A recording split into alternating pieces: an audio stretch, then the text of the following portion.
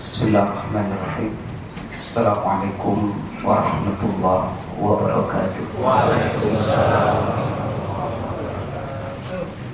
Innal hamdalillah nahmaduhu wa nasta'inuhu wa nastaghfiruh wa na'udzu billahi min shururi anfusina wa min sayyiati a'malina man yahdihillahu fala mudilla lahu wa man yudlilhu fala hadiya lahu.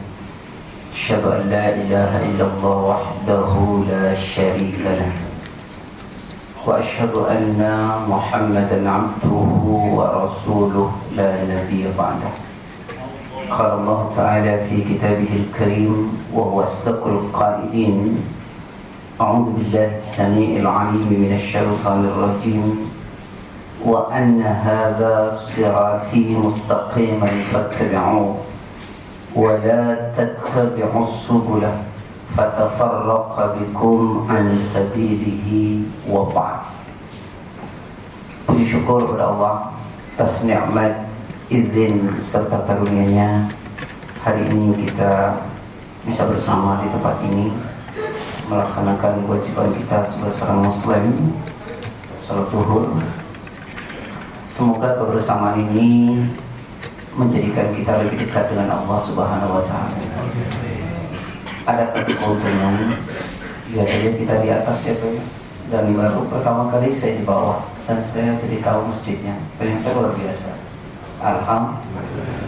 Dan ada satu keuntungan, Rasulullah SAW bersabda dalam sebuah hadis yang sahih, sab'atun yudhilluhumullahu fi dhillihi yawma la dhilla illa dhilluh, imamun adilun sabun nasa fi ibadatillah, wa rajulun qalbuhu mu'allakun bil masajid, wa rajulun da'atu imra'atin dhata mansibin faqala inni akhafullah,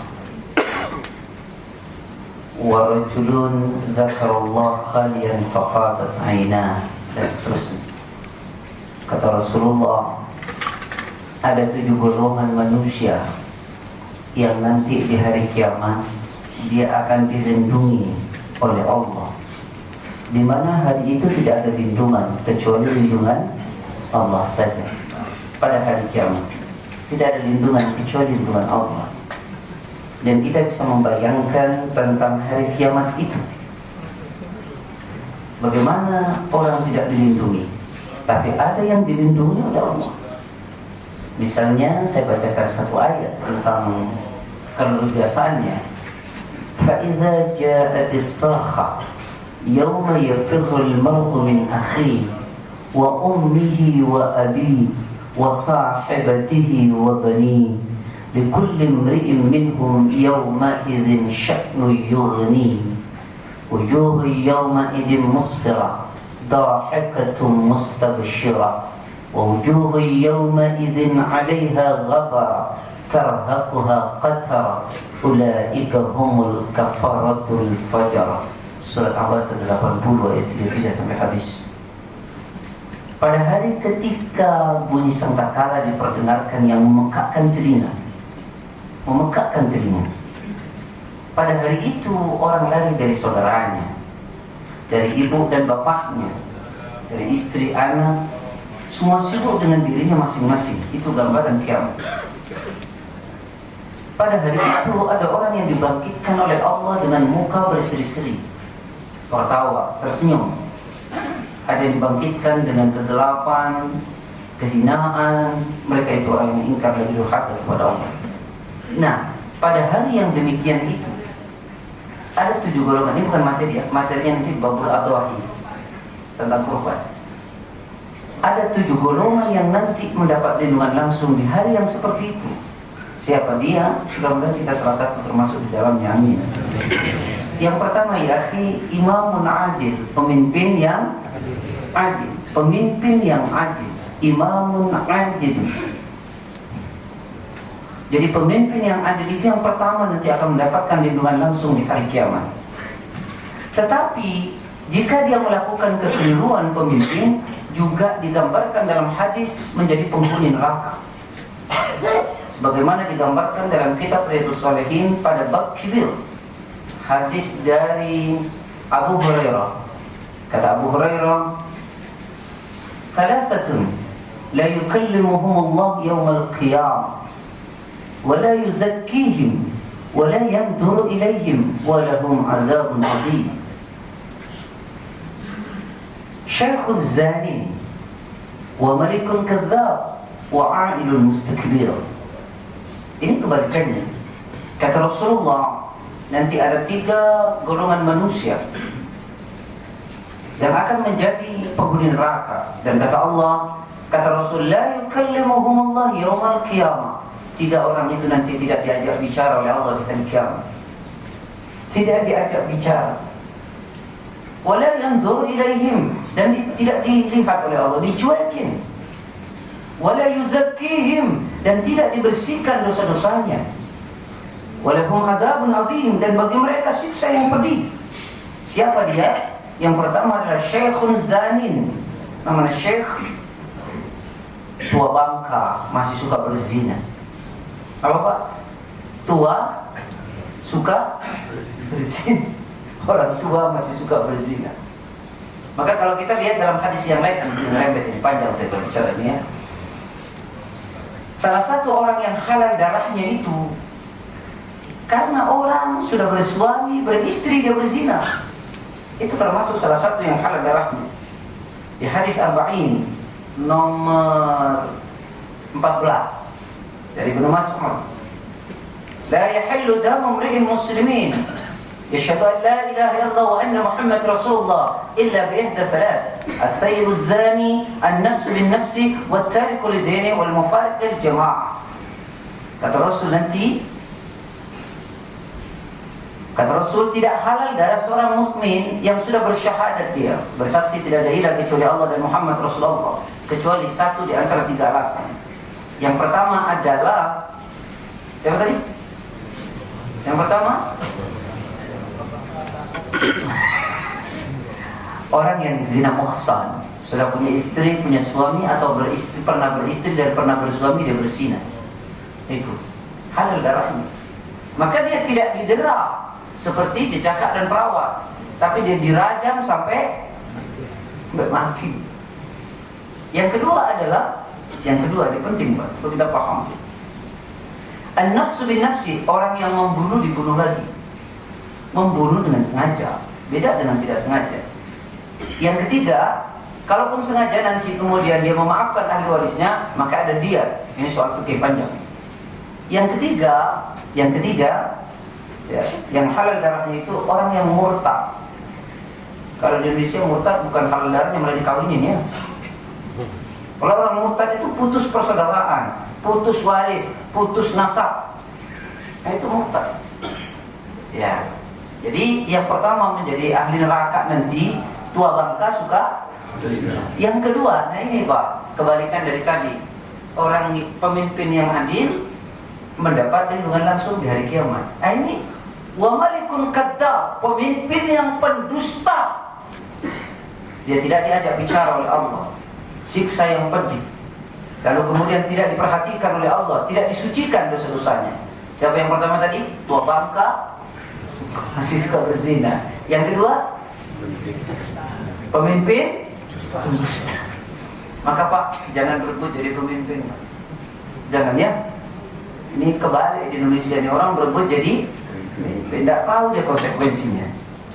Yang ketiga, wa'ailun mustakbir. Namanya ail, fakir.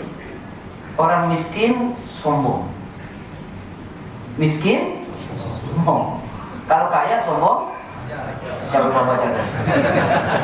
Saya belum baca tadi. Tidak ada wajar, sombong masuk neraka juga mau kaya. Apa nih? Apa ini saya nyegerin aja, udah ngantuk. Saya baca hadis begitu. Ngomongin aja kita tahu aja. Itu satu ya. Yang kedua Pak, yang mendapat perlindungan langsung, anak muda yang konsisten beribadah di hadapan Allah. Anak muda, kira-kira kayak siapa ya? Alhamdulillah. Ada cermin loh. Luar biasa Pak, ngaku muda yang subhanallah. Semangat ya Pak ya. Semangat yang muda. Pak, kalau bekerja seolah-olah muda, Pak.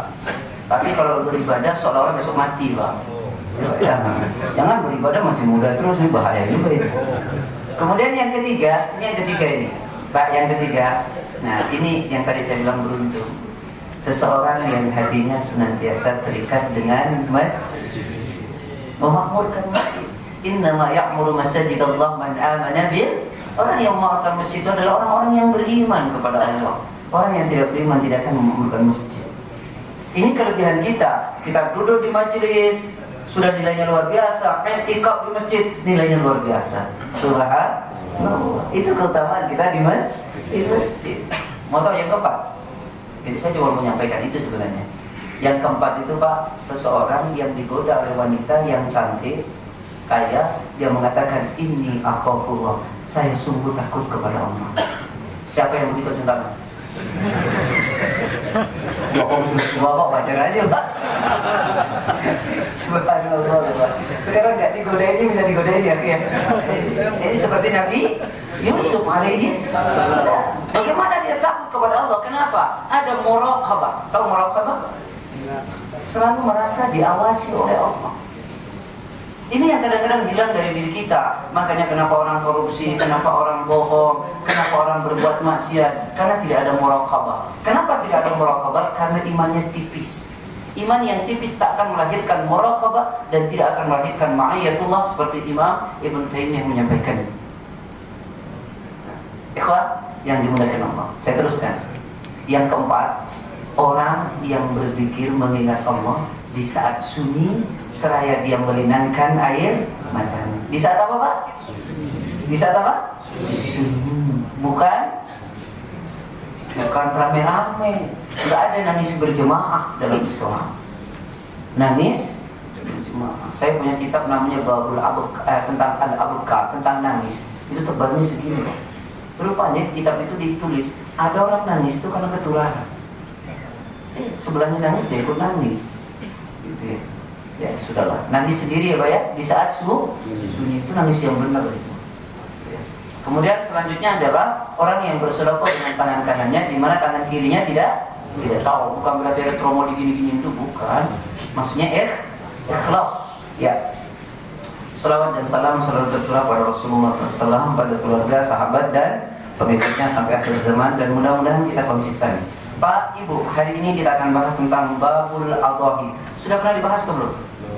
Kalau sudah dibahas, saya tutup kitab, saya bahas yang lain. Ya, Babul Adhahi itu adalah bab kurban. Tapi sebelum kurban, ada satu hadis yang ingin saya sampaikan, masih berkaitan.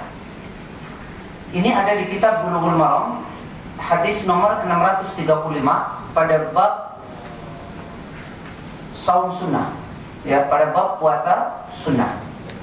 Kitab itu ditulis oleh Imam Ibn Hajar. Hadis ini dari Abi Qatadah Al-Ansari, perawinya Imam Muslim. An Abi Qatadah Al-Ansari radhiyallahu anhu qala, kalau Rasulullah SAW, jadi satu kali Nabi Muhammad SAW suila an shaumi Arafah. Nabi ditanya soal puasa Arafah. Nah ini nanti ada rangkaian. Tanggal 9 kita sunnah berpuasa. Tanggal 9 di saat orang melakukan wukuf. Itu sunnah. Nilainya kata Rasul, yukaffiru sana al-madiyah wal baqiyah. Puasa Arafah yang sehari itu mampu melebur dosa tahun lalu dan tahun yang akan.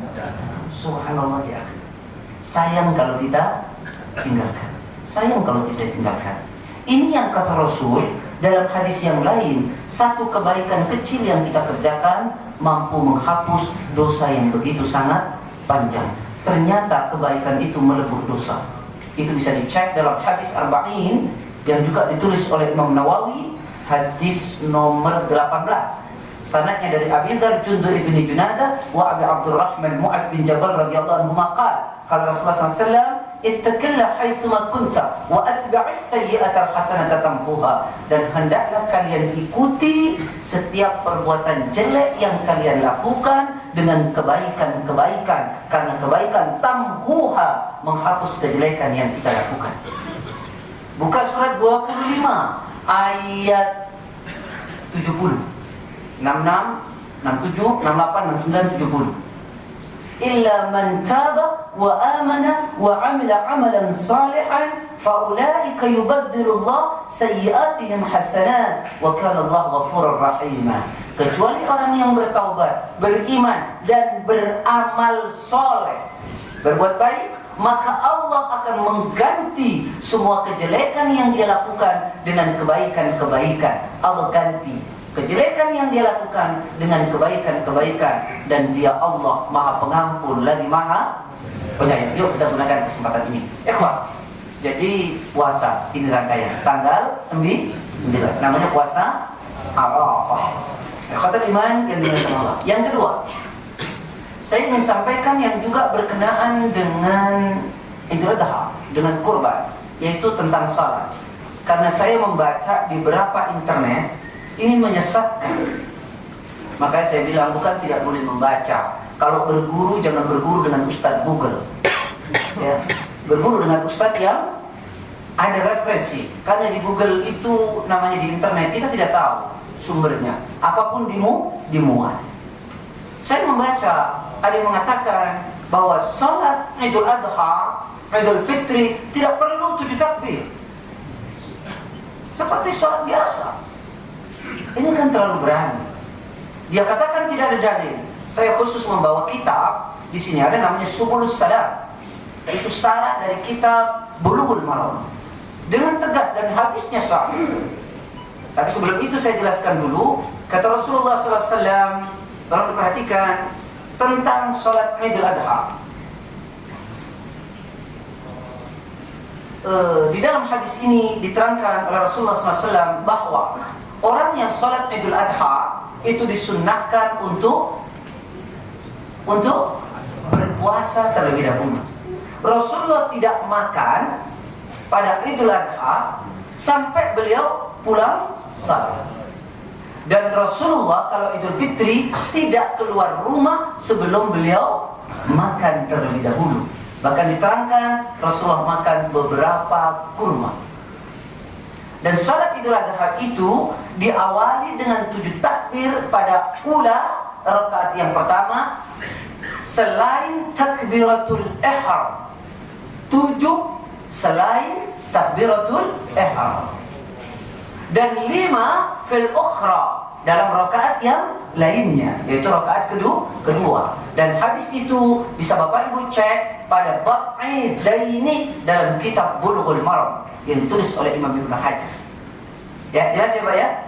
Jadi begitu salat Idul Adha. Dan di dalam salat Idul Adha, Rasul memerintahkan untuk menyuruh semua wanita, baik yang perawan, yang haid maupun yang tidak, untuk keluar salat. Al-awatiq wal huyyat itu diperintahkan untuk keluar. Tetapi kemudian nanti mengambil saf yang paling belakang agar tidak memutus saf yang lain. Karena dia tidak sholat, dia hanya mendengarkan khutbah. Jadi jangan alasan nanti istri, ayo Bu kita ke lapangan, oh saya sedang tidak sholat. Tak ada alasan, Bapak aja. Begitu ya Pak ya? Alhamdulillah, ini cuma sekedar mengingatkan. Mari kita bicarakan soal babul adhahi, tentang kurban. Saya kasih rujukan dasarnya dulu. Rujukan dasar soal kurban itu ada pada surat 108. Surat berapa? Hafal atau tidak? Benar nggak hafal Pak? Wasanabu terhadap keislaman kita ini. Kalau sudah dibacain baru hafal. Inna a'toina kal kautsar fasalli li rabbika wan. Hafal atau tidak? Surat favorit. Zuhur, asar, maghrib, isya, subuh. Sekali ganti wal asri. Sama-sama pendeknya gitu. Gitu loh umat Islam Pak. Saya teringat ayat Pak, ada yang mengatakan gini tentang orang munafik. Wa idza qamu kusala. Orang munafik itu kalau diri sholatnya malas. Kalau sholat malas, ya munafik. Bahkan dikatakan sholatnya itu agak panjang, yura'un, kalau dilihat orang. Kalau dia mau dilihat orang. Wala yadhkuruna Allah illa qalila, dan orang munafik itu kata Quran tidak menyebut Allah kecuali dikit sekali menyebut nama Allah. Padahal orang mukmin dikatakan Allah dalam Al-Quran pada surat 62 ayat ke-10, fa idza qudiyatis shalah fantashiru fil ardi wabtaghu min fadlillah wadhkurullaha katsiran la'allakum, dan ingatlah Allah sebanyak-banyaknya agar kalian beruntung. Itu orang mukmin. Tapi orang munafik enggak. Kalau kamu kusala, salat dia malas. Bukan berarti baca ina atau ina malas, bukan. Karena memang hafalnya itu. Wallahu a'lam. Pak, Al-Kautsar. Apa artinya Al-Kautsar? Al-Kautsar itu dalam pengertian secara bahasa, kalau dalam kamus, nikmat yang sangat banyak. Dalam tafsir Ibnu Katsir dikatakan Al-Kautsar itu sebuah nama telaga di surga. Namanya telaga Al-Kautsar. Jadi banyak sekali Pak nama-nama di surga yang sudah diinformasikan oleh Allah kepada kita di dunia. Contoh, ada sebuah pohon yang sangat wangi namanya Raihan. Ada sebuah mata air yang sangat jernih namanya Salsabila. Ini sudah banyak digunakan nama ya. Banyak sekali. Nah, ada telaga di surga namanya Al-Kautsar. Nah ini jarang digunakan ya, Muhammad Al-Kautsar. Pak nanti kalau punya anak lagi ya Pak ya, namanya Muhammad Al-Kautsar. Bagus itu Pak ya. Kita ini kasih nama ada nama orang Jibril. Sebenarnya ada masalah juga sih, asal jangan Israel. Oh kalau Israel serem juga Pak. Nanti kita lagi kumpul-kumpul Israel datang. Kabur, apa nih? Ini nyejerin antum biar serius. Ya, kemudian Al-Kautsar artinya nikmat yang sangat banyak. Banyak nggak nikmat yang diberi oleh Allah kepada kita? Sebelumnya Imam Ibnu Katsir tadi mengatakan bahwa Al-Kautsar itu nama sebuah telaga di surga yang ciduk-ciduknya itu ciduk apa ya? Gayung. Maklum lah. Orang tidak S3 kan bahasanya nggak susah, agak jelek itu gayung. Kalau orang S3 kan bahasanya keren ya. Apa namanya? Apa tuh betul? Distorsi hati. Ya. Ya. Jadi apa namanya tadi? Gayungnya terbuat dari emas dan perak. Itu nanti dicek dalam tafsir Ibnu Katsir. Tetapi kalau di dunia orang Muslim haram menggunakan bejana al-ina yang terbuat dari emas dan perak. Itu bisa dicek nanti dalam kitab Bulughul Maram bab khusus tentang bejana. Jadi sahan, mana sahan piring, awil kup, gelas yang terbuat dari emas dan perak atau tatakan bagi umat Islam haram hukum. Kenapa? Karena itu nanti diberikan oleh Allah kepada kita di akhir. Yang kedua, kenapa tidak boleh? Karena itu menunjukkan kesombongan. Orang-orang Arab jahiliyah dulu menunjukkan kesombongannya itu seperti itu Pak. Tatakannya terbuat dari emas, tempat minumnya terbuat dari emas. Itu menunjukkan kesombongan. Nah, kata Rasul, orang yang sombong itu padahal tidak akan pernah masuk surga. Hadisnya dalam kitab Riyadhus Shalihin pada bab kibir itu ditulis oleh Imam Nawawi. Hadis pertama pada bab itu bunyinya begini. An Abi Hurairah radhiyallahu an, la yadkhulul jannah man kana fi qalbihi mithqala dzarratin min kibrin. Wa qala ar-rajul inna ar-rajula yuhibbu an yakuna thawbuhu hasanan wa na'luhu hasanatan. Faqala inna Allah jamil yuhibbul jamal wal kibru batarul haq wa ghamtun nas. Kata Rasul, Pak, tidak akan pernah masuk surga, tidak akan pernah orang yang dalam hatinya ada kesombongan walau cuma sebiji sawi, tidak akan pernah masuk surga. Hadisnya sahih, tidak masuk surga orang yang dalam hatinya ada kesombongan walau cuma sebiji sawi, tidak masuk surga. Lalu kemudian seorang laki-laki bertanya, ya Rasulullah, bagaimana jika orang senang berpakaian bagus, macam saudara kita ini, bersepatu bagus, apakah itu sombong? Jawaban Rasul, Allah itu indah dan Allah mencintai keindahan.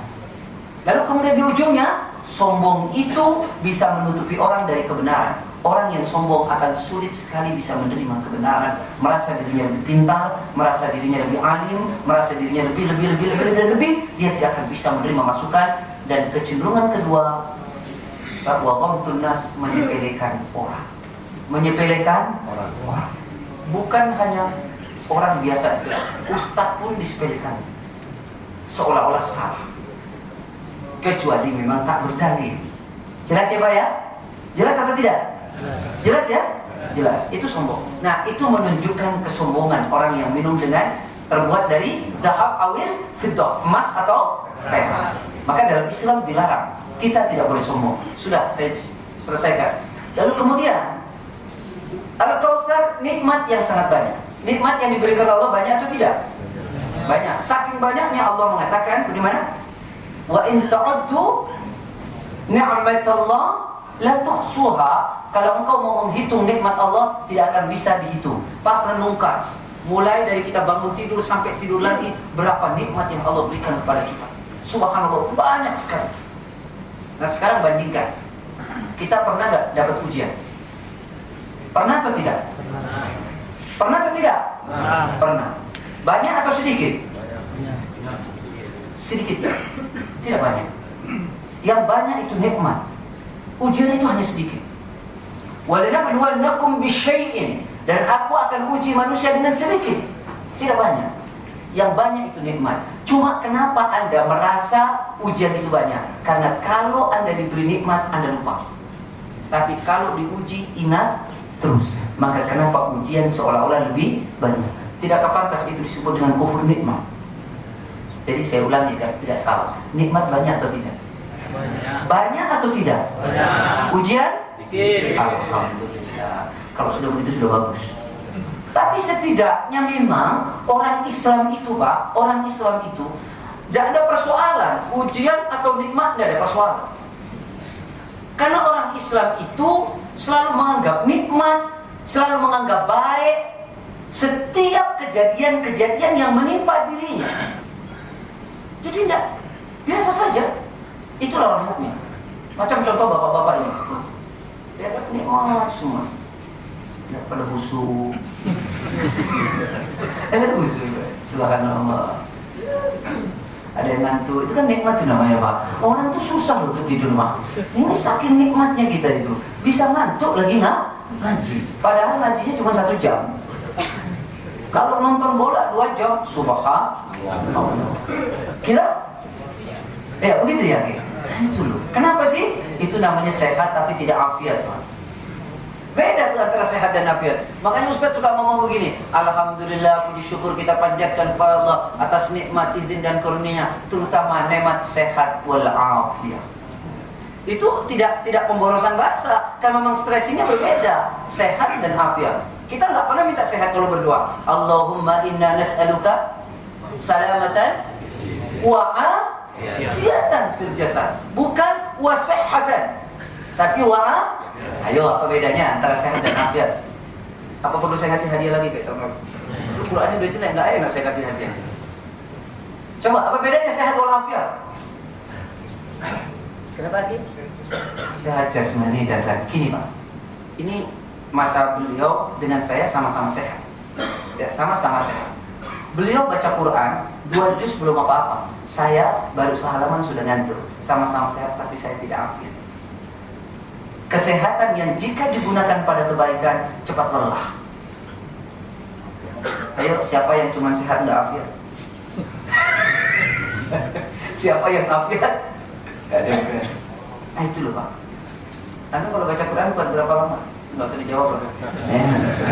Nah itu ya. Nah ya. Ya ini loh. Kadang-kadang kita sehat, tetapi tidak afiat. Di mana kesehatan yang Allah berikan tidak mampu kita gunakan. Kembali ya, nikmat sangat banyak Allah berikan, sangat banyak. Saking banyaknya kita tidak bisa menghitung. Nah, soal ujian memang sedikit, tapi bagi seorang muslim, semua kejadian-kejadian yang menimpa dirinya selalu baik baginya. Karena ini ungkapan Rasul.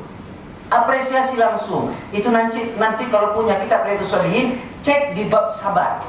Di bab sabar itu bab yang ketiga, hadisnya nomor 27, sanadnya dari Abi Yahya Suhaib bin Sinan radhiyallahu an. Qala Rasulullah sallallahu alaihi wasallam, "Ajaban li amril mu'min, inna amrahu kullahu lahu khair, wa laysa dhalika li ahadin illa lil mu'min. In asabathu sarra syakara fa kana khairan lah, wa in asabathu dharra sabara fa kana khairan lah." Jadi orang mukmin itu selalu menganggap baik setiap kejadian yang menimpa dirinya.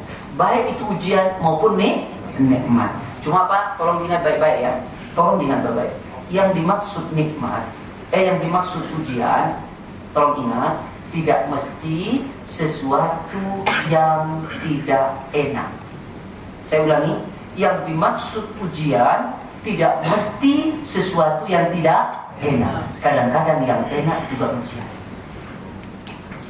Dan ingat, orang kadang-kadang jauh lebih tidak kuat kalau ujian itu enak. Orang lebih kuat kalau ujian itu tidak enak. Di mana Allah mengatakan kalau nikmat, uang, bahagia itu juga ujian? Quran surah 7 ayat 168. Wa balawnahum bil hasanati was sayyiati la'allahum yarji'un. Dan aku uji manusia dengan yang baik-baik, yang bagus-bagus dan yang tidak bagus agar mereka kembali. Agar mereka kembali. Itu ujian. Nah, orang lebih tidak kuat kalau ujian itu enak daripada tidak enak. Quran surat 17 ayat 83, Quran surat 41 ayat 51. Saya bisa tes, Pak. Bapak yang diri paling pojok, yang duduk paling pojok. Boleh saya tanya? Boleh. Antum mana lebih khusyuk sholat? Di saat antum susah atau antum senang? Di saat susah. Ternyata orang susah bisa lebih dekat dengan Allah. Kalau dikasih ujian nikmat, kadang-kadang kita bisa lupa. Kalau begitu minta susah terus saja. Dia sholatnya khusyuk terus, kan begitu kan? Nah, ini cek, akhi. Di dalam banyak ayat dikatakan seperti itu. Memang orang di saat susah dia mengadu kepada Allah. Inilah yang kemudian ulama mengatakan orang-orang yang seperti ini ibadah sholatnya hanya satu kebutuhan. Kalau dia lagi butuh, dia minta datang kepada Allah. Di saat dia tidak butuh, dia lari dan jauh dari Allah. Kita dibaca dalam Quran surah 4151. Wa idza an'amna 'alal insani a'rada wa na'a bi janibi wa idza massahu syarru fadhu du'a'in alim. 4151 surat Fussilat. Ketika kami berikan nikmat kepada manusia, ada dua kecenderungan, berpaling dan menjauh dengan sombong. Ketika kami kasih dia susah, dia berdoa panjang sekali. Macam antum tadi sampai sini. Jadi seperti itu. Nah, mari kita teruskan. Allah memberikan nikmat kepada kita banyak. Kita wajib bersyukur atau tidak? Wajib. Ya, saya teruskan Pak, biar masuk Idul Adha ke kurbannya. Kita wajib bersyukur. Pertanyaan saya, kenapa kita harus bersyukur? Nah, satu, dengan bersyukur nikmat ditambah. 14 ayat 7. Wa in ta'adzana rabbukum la in syakartum la azidannakum. Nikmat ditambah. Yang kedua, kenapa kita mesti bersyukur? Karena kalau tidak, azab Allah itu pedih. Dan tolong catat, azab itu bisa di dunia dan akhirat. Apa iya orang yang tidak bersyukur azabnya bisa Allah kasih di dunia? Tegurannya, iya. Buka Al-Quran surat 16 ayat 112. Saya bacakan. Wa daraballahu mathalan qaryatan kanat aminatan mutmainnah ya'tiha rizquha ragadan min kulli makan fakafarat bi an'amillah fa'adhaqaha Allah libasal ju'i wal khawfi bima kanu yasna'un. Pak, tolong renungkan. Wa daraballahu mathalan, Allah memberikan perumpamaan kepada sebuah negeri, qaryatan kanat aminatan mutmainnah, yang negeri itu aman lagi tentram. Itu negeri siapa? Indonesia tempo dulu. Kalau saya kecilkan, kerucutkan seperti rumah tangga. Rumah tangga yang awalnya aman tentram di saat awal-awal pernikahan. Ya'tiha rizquha ragadan min kulli makan. Negeri itu didatangkan oleh Allah rizkinya dari segala penjuru. Apa yang tidak kita miliki di Indonesia? Yang bulan lalu saya sampaikan, negeri ini bagai jamrud di tengah khatulistiwa. Ya betul ya? Kemarin Pak, orang bilang tanah kita tanah surga. Tongkat kayu dan batu hafal semua. Salut saya Pak. Tapi nanti ayat saya baca Bapak suruh terusin susah. Ya sudahlah, itu bagian ustaz saja katanya. Ya.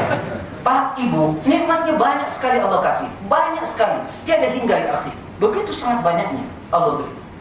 Begitu keluarga itu rizkinya datang dari segala penjuru. Tapi apa kata Allah? Fakafarat bi an'amillah. Akan tetapi penduduk negerinya ingkar terhadap nikmat Allah.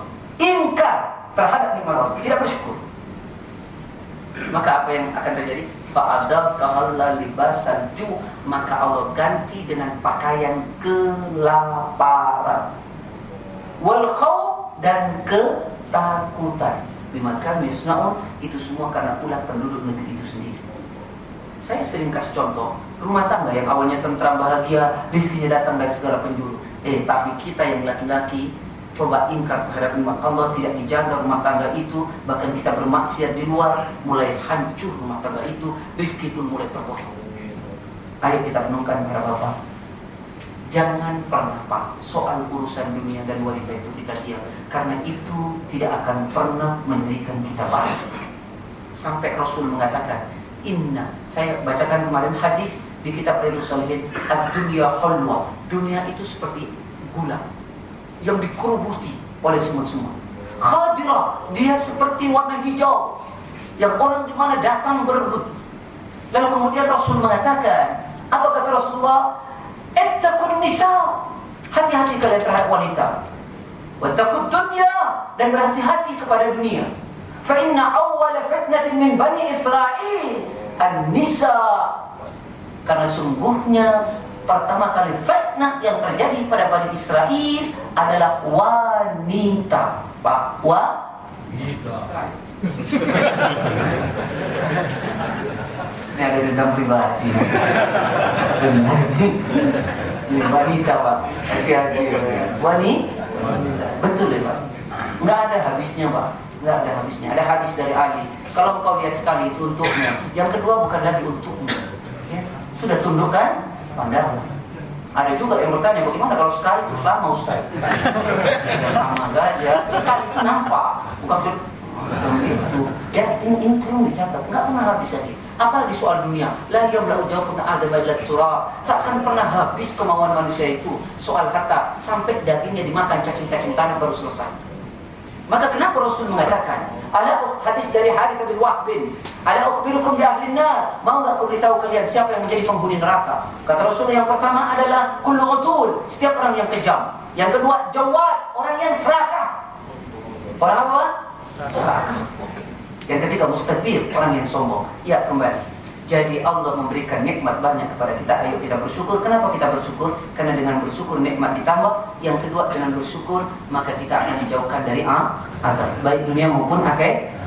Sekian. Bapak Ibu yang dirahmati oleh Allah, bagaimana cara bersyukurnya? Di dalam ayat ini ada kekhususan.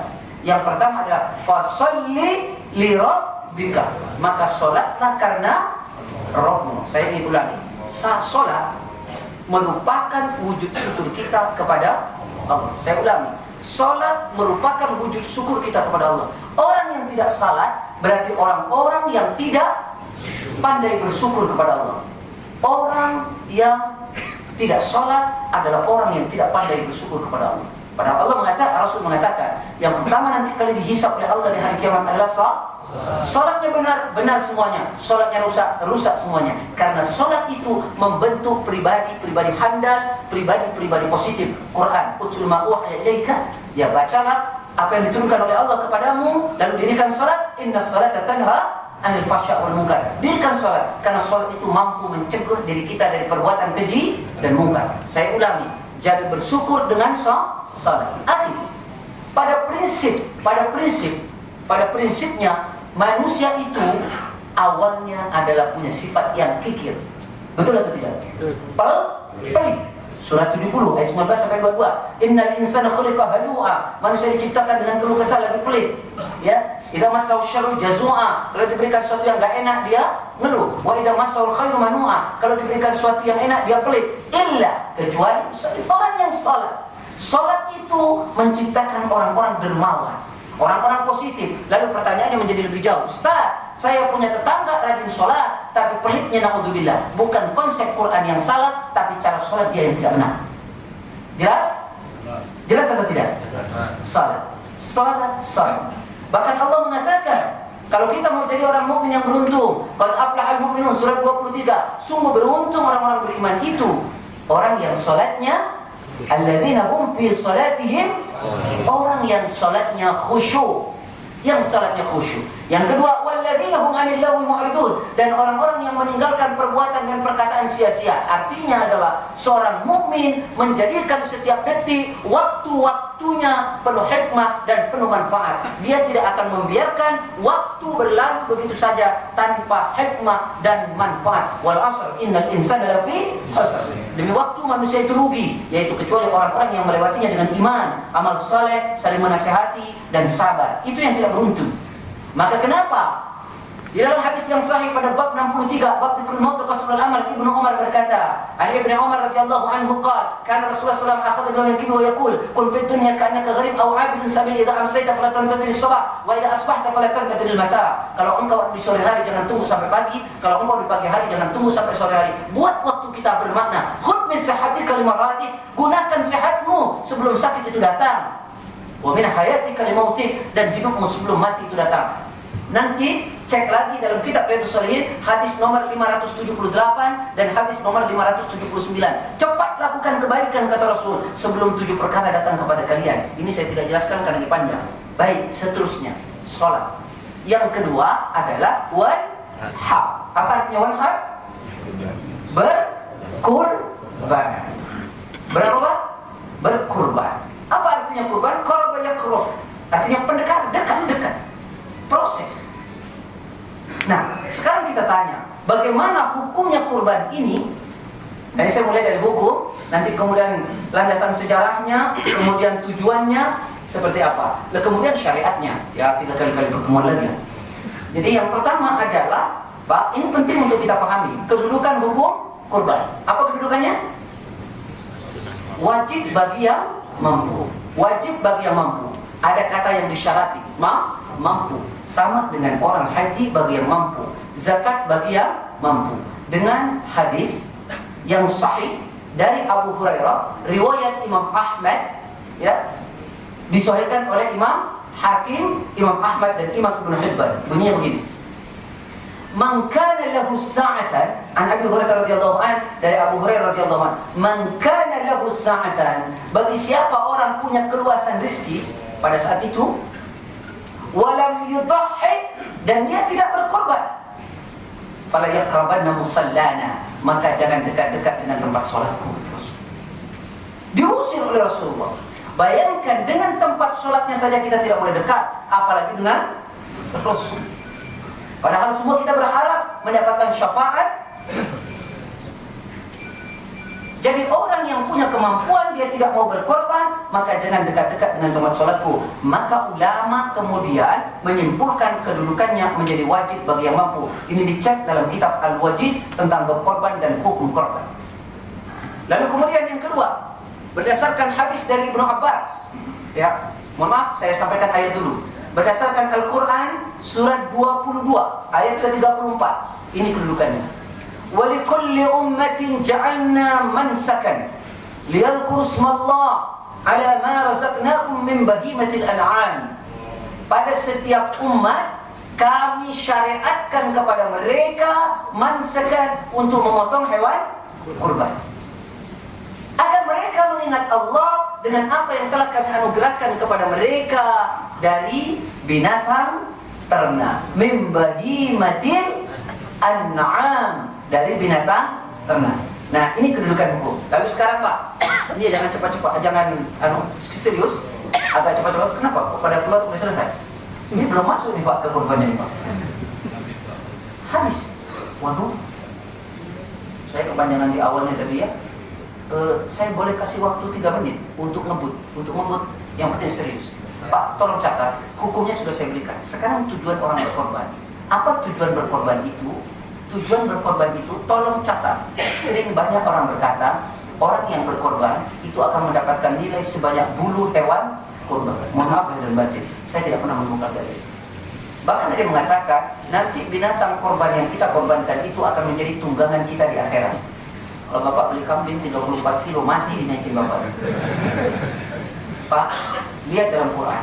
La yanalallaha al-luhumuha walati ma'uha walaki yanaluhu taqwa minkum. Surah 22 ayat 37. Tidak akan pernah sampai kepada Allah darah yang mengalir dari hewan kurbanmu dan binatang dan daging yang kau potong itu, tapi yang sampai kepada Allah adalah takwa kalian, karena ketaatan kita kepada Allah. Maka jangan nodai orientasi kurban kita dengan yang lain. Orientasinya cuma satu, karena Allah. Tidak boleh riya, karena itu tidak ada nilainya. Nanti bisa dibuka dalam Al-Quran surat Al-Baqarah 264. La tubtilu shadaqatikum bil manni wal adha kallati yunfiqu malahu ria'an nas. Jangan kau hilangkan pahala sedekahmu dengan menyebut-nyebutnya dan menyakiti si penerima seperti orang yang bersedekah karena riya. Syekh Abdul Wahab dalam kitabnya, di akhir kitabnya dia mengatakan, orang yang melakukan ibadah karena riya itu masuk syirik khafi. Masuk syirik khafi, karena mestinya dilakukan karena Allah, tapi dilakukan karena yang lainnya. Landasan sejarahnya ini cepat-cepat. Landasan sejarahnya kurban itu adalah kepada Nabi Ibrahim. Dalilnya surat As-Saffat surat 37 ayat ke 102 sampai 104. Falamma balagha ma'ahu as-sa'y ya bunayya inni arafil manam anni adbahuka fanzur madza tara ya abati al ma tu'mar satajiduni insyaallah minas sabirin. Nanti cek baca sendiri. Lalu kemudian bagaimana berkorban yang benar? Ya panjang waktunya habis, mohon maaf. Ya silakan kalau mau tanya jawab. Aduh, pusing saya Pak, waktunya terlalu cepat. 1, 2, 7 halaman Pak. 7 halaman. Asar lanjut habis jam. Asar lanjut habis jam 4. Subhanallah. Ya, Bapak Ibu, kita punya kewajiban bekerja. Tidak sampai jam 12, tidak boleh ya. Ya, kalau tidak boleh saya ikut aja. Anak bawa komisi. Ya, jadi karena tidak boleh, nanti kalau mau konsul telepon saja soal kurban. Yang terpenting Mbak, yang terpenting ini saya pesankan, kalau di rumah ada yang jadi pengurus masjid, yang ada jadi pengurus masjid, tolong perhatikan betul-betul hadis ini. Ya, hadis ini tolong perhatikan. Hadis ini dari Ali. An Ali ibni Abi Thalib radhiyallahu anhu, amaroni Rasulullah SAW, saya diperintahkan oleh Rasulullah SAW, kata sahabat Ali, an aquma ala butni, agar saya mengurusi hewan kurban, mengurusi kurban. Ini berarti panitia-panitia. Apa yang dikatakan Rasulullah kepada Ali? Wa an uqassima luhumaha, agar saya mendistribusikan seluruh daging-daging diberikan. Lalu kemudian luhumaha, juga juludaha, juga kulit-kulitnya. Tolong kulit jangan dijual untuk kas masjid, apalagi untuk makan-makan. Berikan semuanya. Wa an uqassima, agar saya mendistribusikan seluruhnya. Luhumaha, daging-dagingnya, wa juludaha, semua kulit-kulitnya, berikan. Jangan dijual buat masjid. Tolong catat. Ini masih banyak. Tapi jangan dipotong-potong nggak ada harganya nanti. Kasih sama orang fakir. Lalu kemudian wa jilalaha, sampai ke tungkai-tungkainya. Tungkai itu ini Pak. Kaki ya. Alal masakin, terhadap orang miskin. Nah yang terpenting yang ketiga nih, tolong catat. Wala u'ta an juzaratiha syai'an minha. Hadisnya muttafaq alaih. Dan jangan memberikan upah kepada yang motong dari bagian hewan kurban itu. Tidak boleh. Contoh, nanti upahnya palanya, nggak boleh. Palanya buat yang motong, tidak boleh. Jelas? Jelas atau tidak? Nah, kecuali begini, Bapak kurban 1 kambing, lalu disertai uang 100.000. Nah 100.000-nya itu biasanya buat yang menjaga hewan itu, karena 2 hari sudah ditaruh di situ ya kan, takut hilang, lalu kemudian dipelihara, dikasih makan kan gitu. Nanti uang kebersihan, dan kalau yang motong minta dikasih uang dari situ, tak ada persoalan. Tapi tidak dari bagian binatang ternak itu. Nah tolong ini dicamkan bagi pengurus-pengurus kurban, karena masih aja banyak yang menjual kurban, kulit, lalu kemudian kepalanya buat yang motong, ini buat yang motong. Tidak boleh. Kalau orang yang berkorban dapat sepertiga, ya kalau sekarang mau diminimalkan mungkin paha 1 bakar lah.